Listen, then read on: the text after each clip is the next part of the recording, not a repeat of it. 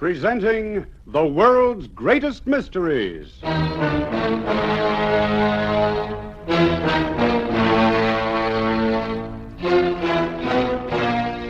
And now, your host. This is Basil Rathbone. A dear old lady I once knew used to tell me that anything you knew nothing about couldn't possibly hurt you. Oh, she had a lofty disregard for snakes and spiders. Bandits didn't worry her in the least. And as for the evil eye, well, she simply ignored it altogether. But she did read detective stories, and consequently had developed a great respect for both the hunters and the hunted. So much so that she used to roll a ball of wool under her bed every night, from one side to the other, to make sure no one was hiding there. When I asked her what she would do if one evening it didn't come out again, you know, on the other side, she drew a deep breath and said, "I don't really know, but I keep on hoping. It'd give me such a lovely, tingly feeling." And that's what I hope we're about to give you when our play begins in just a moment.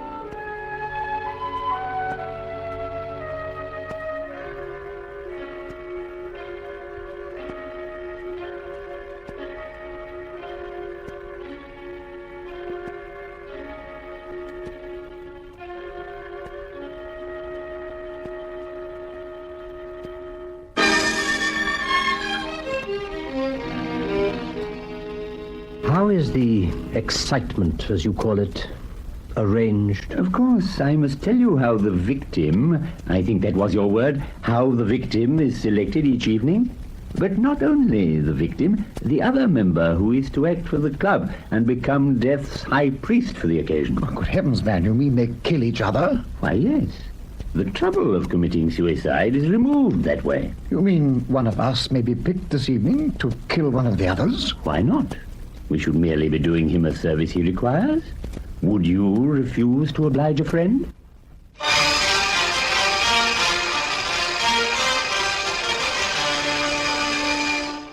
In a moment, we bring you another exciting story, starring today Marius Goring in our series, Intrigue.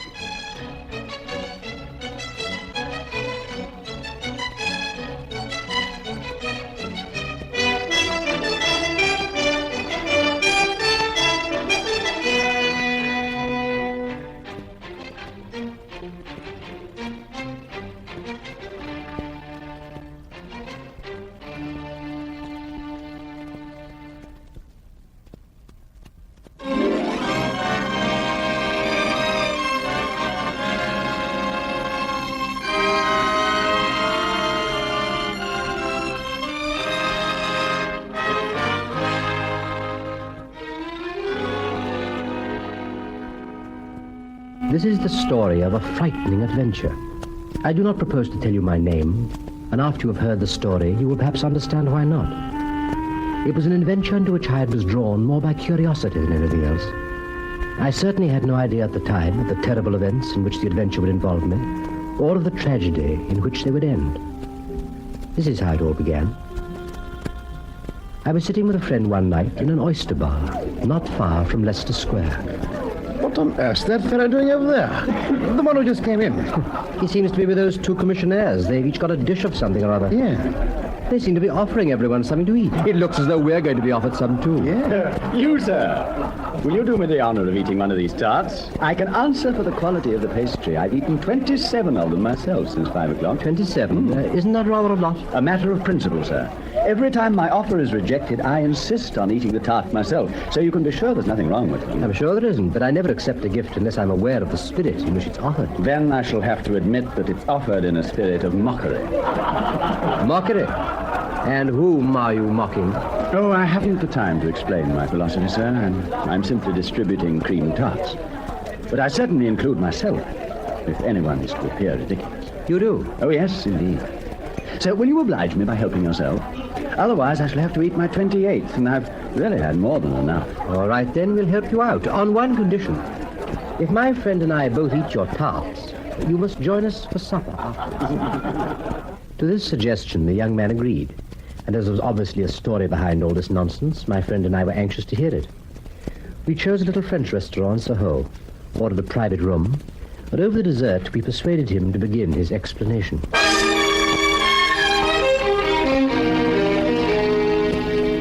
There's every reason why I shouldn't tell you my story, so perhaps that's why I'm going to do so.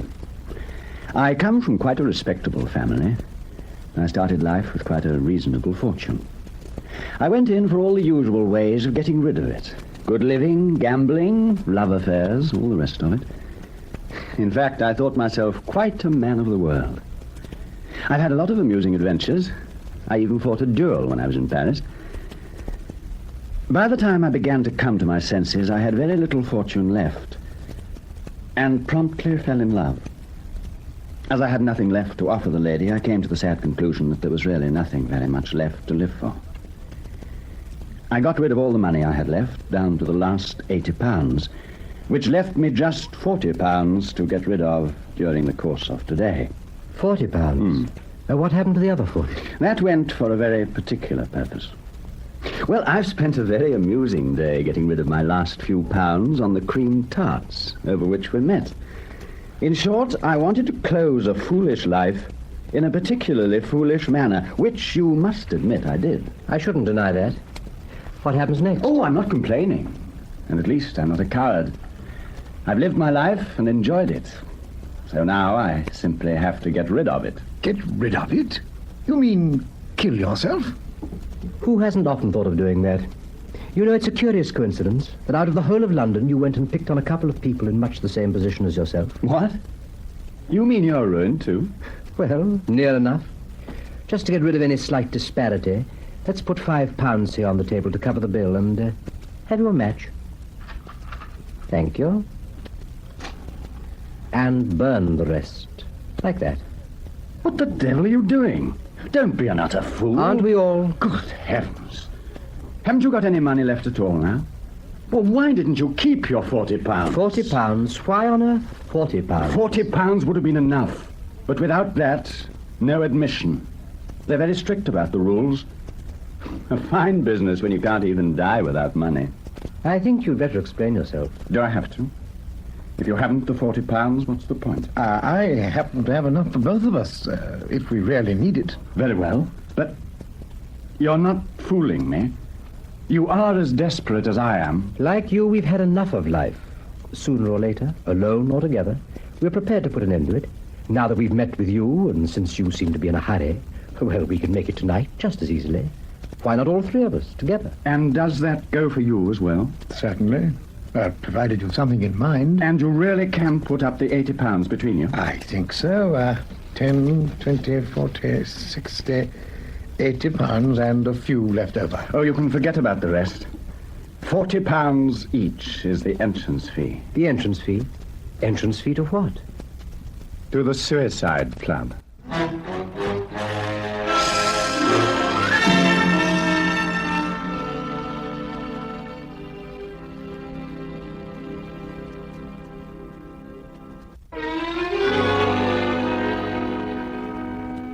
The Suicide Club.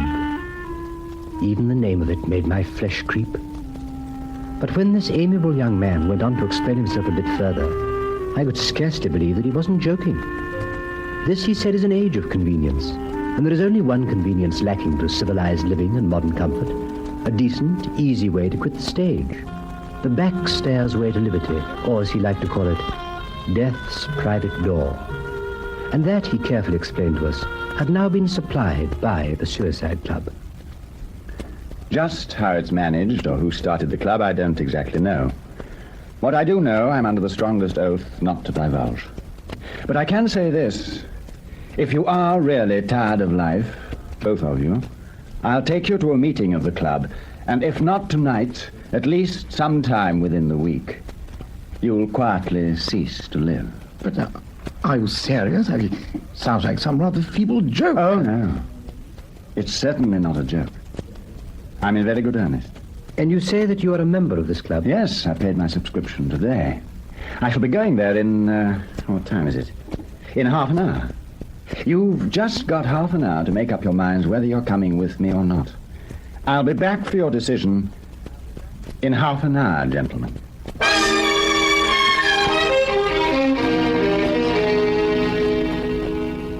Whether the man was serious or not, that was something we couldn't quite decide. Indeed, the only way to settle the question was by taking him up on his offer, and it took us only a few minutes to decide, to see the adventure through to the end. You've made up your minds, both of you. You don't want to draw back while there's still time. We're not in the habit of drawing back, either of us. Very well, then. We'll take a four-wheeler. Oh, cab!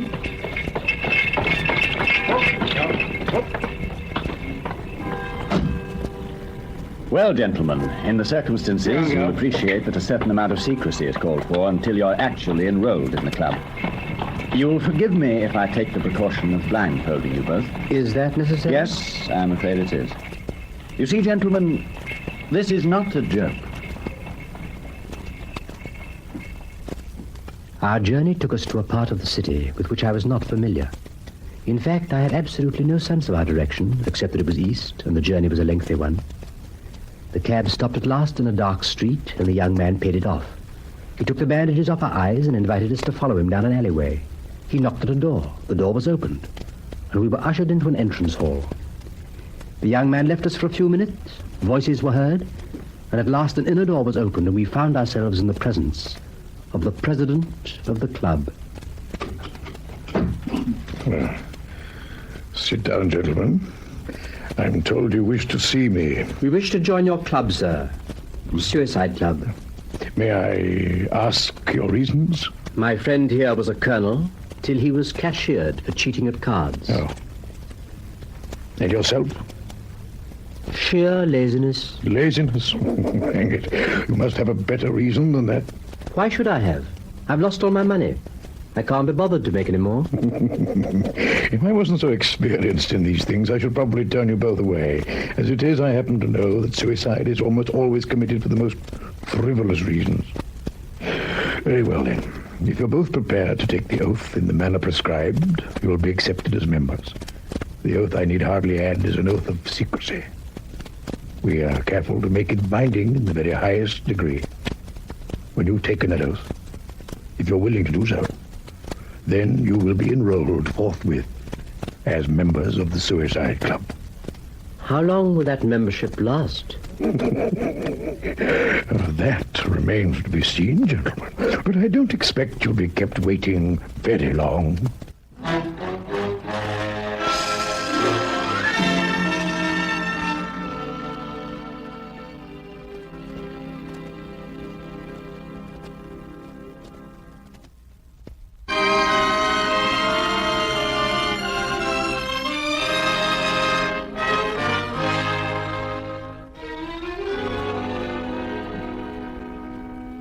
So we bound ourselves on oath to keep the secrets of the Suicide Club. Nothing could be conceived more passive than the obedience promised, or more stringent of the terms to which we had agreed. The man who broke that oath of silence could scarcely have a rag of honor or any of the consolations of religion left to him. We signed the document, but not without a shudder. The president received our entrance money, and without more ado took us through into the smoking room of the Suicide Club. We looked about us with interest. Few of the other members were much above 30, and one or two were still in their teens. They stood leaning on tables and shifting on their feet.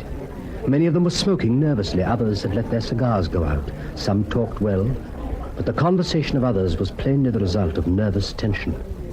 One man interested me intensely. He was probably upwards of 40, but he looked fully 10 years older. I've never seen a man more naturally hideous, nor one more ravaged by his excesses. He was partly paralyzed, and was the only man in the room who shared the composure of the president. I got into conversation with him. So you are newcomers, are you? Well, perhaps I can help to set your minds at rest. I've been coming here regularly for 2 years now. 2 years? But I thought members could only expect to last for a week or so. Ah, yes, but my case is peculiar. I'm not, properly speaking, a suicide at all, merely an honorary member. I only visit the club once every 2 months or so. My infirmity, you know, and I pay a special rate. Even so, my luck has been quite extraordinary. Your luck? I'm afraid we still don't really understand. No, of course not. An ordinary member who comes here looking for death, like you, returns every evening until fortune favors him. He can even live on the premises quite cheaply. The president's company is worth the money in itself. Indeed, I shouldn't have thought that. Oh, but you don't know the man. The drollest fellow. What stories and what cynicism. I take it he's a permanency, like yourself. The only permanency, really. So far, I've been graciously spared. But I must go at last. But the president never plays, of course. He shuffles and deals for us and makes all the necessary arrangements. He's been running the club for over 3 years, and not a whisper of suspicion has been aroused. Quite astonishing when you come to think of it. And he assists the members to commit suicide? Yes, indeed. The whole thing is in his hands. You remember the case last week, the man who was accidentally poisoned in a chemist's shop? I read about it in the papers. Beautifully arranged. Though one of our president's less racy notions. But how simple and how safe. You mean that man was one of the victims? I mean, one of your members? But of course. Nearly every accident which you read about in the papers, in decent society, of course, is arranged for one or other of our members. Ex-members, I should say. I'm afraid I'm still in the dark. How are these accidents, as you call them, arranged? Of course, I must tell you how the victim, I think that was your word, how the victim is selected each evening. By a game. An exciting game. And not only the victim is chosen by this game, but also the other member, who is to act for the club and become Death's high priest for the occasion. Good heavens, man, you mean they kill each other? Why, yes. The trouble of committing suicide is removed that way. You mean one of us may be picked this evening to kill one of the others? Why not? We should merely be doing him a service he requires. Would you refuse to oblige a friend? Well, since you say that the game is exciting, how is it played? Extremely simply. The members sit round the table and the president shuffles and deals the cards. One at a time, to each member in turn. The member turns up his card, and I assure you, the suspense is almost unbearable. Exquisite. You mean one of the cards means that the member is to die? Exactly. The ace of spades is the card of death. And the card that turns him into a murderer? We prefer to say appoints him official of the night. That is another ace. The ace of clubs.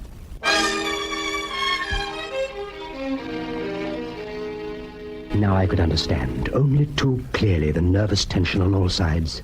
The man sitting by himself in the window, his head hanging, hands thrust deep in his trouser pockets, pale and sweating with fear, a wreck in soul and body. I could understand the cynical smile on the face of the president, the only one in the room who had nothing to lose by the game, who charged each man the price of his death, or the hire of the killer. At last we met again the man who had brought us to the club, the young madman of the cream tarts. Is this your first night here as a member? I take it that it is. Yes. As I said, quite a few of my friends have been members in the past. That's how I came to hear about it, while they were waiting for their ace of spades. I hope to be fortunate. On your first night? Isn't that rather unlikely? Unlucky at love, you know. Lucky at cards. I lay you 5 to 1 that I draw the ace tonight. I thought you'd spend your last sovereign on cream tarts. I'm sorry, of course I did. Well, wish me luck anyway. I wish you all that you wish yourself. I wish you the same. If it's your pleasure, gentlemen. Well, this will decide it, one way or the other.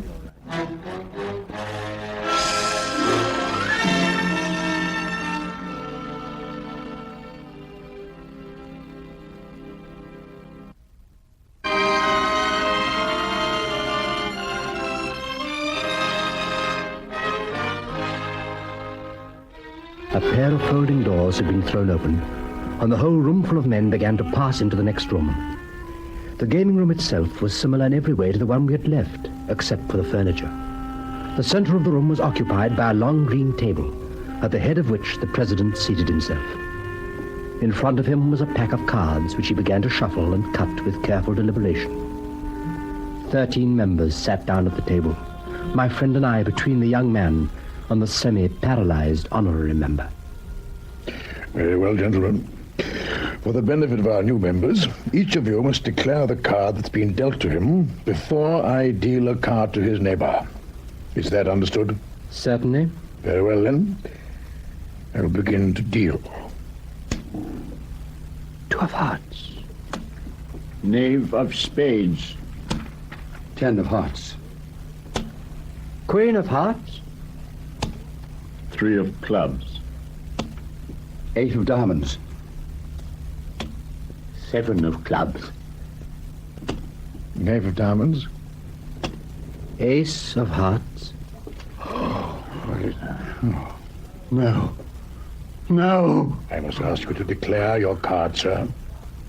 The ace of clubs. The ace of clubs, the card of the killer, had been dealt to the young man of the cream tarts. He dropped it on the table, his face whiter than the pasteboard, then left his place at the table and stumbled back into the smoking room. The excitement round the gaming table was now electric. The killer was known, and somewhere among the remaining 12 was the victim. Hope, fear, envy, and abject terror shone from the watching eyes of the players, a striking contrast to the cynical smile of the dealer. 5 of hearts. King of spades. 4 of diamonds. A card had now been dealt to every member round the table. The president began to deal the second round. Ace of clubs. Queen of spades. 5 of clubs. 6 of diamonds. 7 of spades. King of hearts. 2 of diamonds. And once again the deal had come round to me. As I turned my card on the table, my heart was pounding in my chest. 10 of hearts. Now it was the turn of my neighbor, the honorary member. Ah! The ace of spades. No, no, no.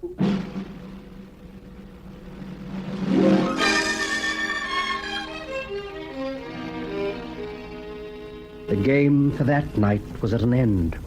The president gathered up the cards again, replaced the pack in its box, then stretched and yawned like a man who has finished his day's work. But the honorary member, who had trifled with his fears one time too often, sat in his place with his head in his hands, drunk and motionless, a thing strucken down.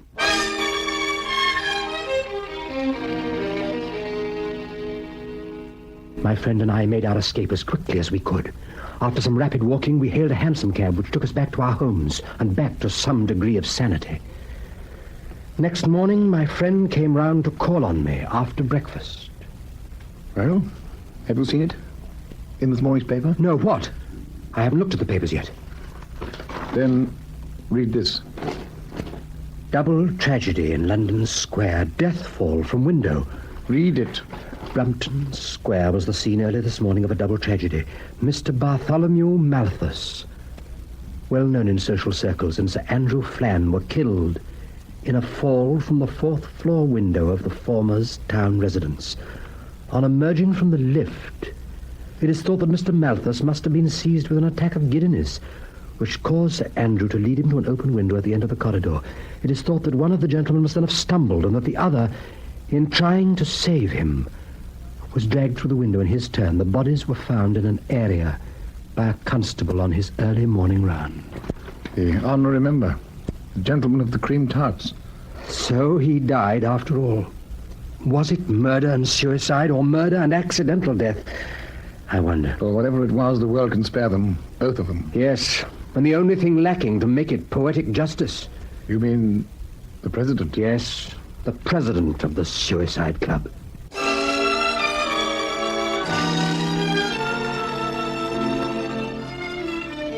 Whether the club is still in existence, that is something that I shall never know. All I know is this, that I never read of a fatal accident in the papers now without wondering whether it was an accident or just one further member of an association of madmen whose £40 had been paid to join the Suicide Club.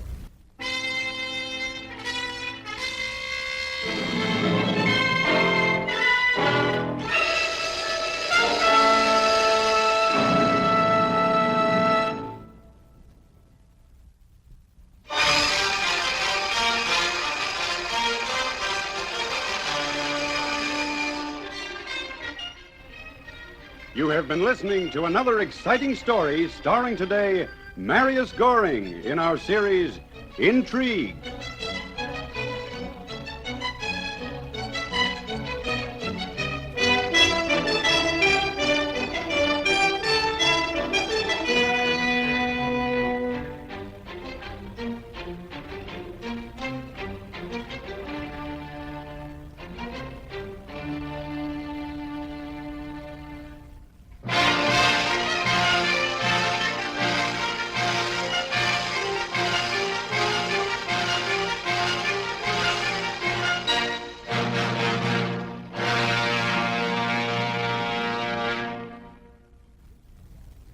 This is Basil Rathbone again. Well, as Aunt Matilda used to say, you never can tell, can you? And when you can, you can't be sure. Of course, that's a defeatist attitude. Every mystery is a challenge. Every moment of danger carries with it a unique opportunity.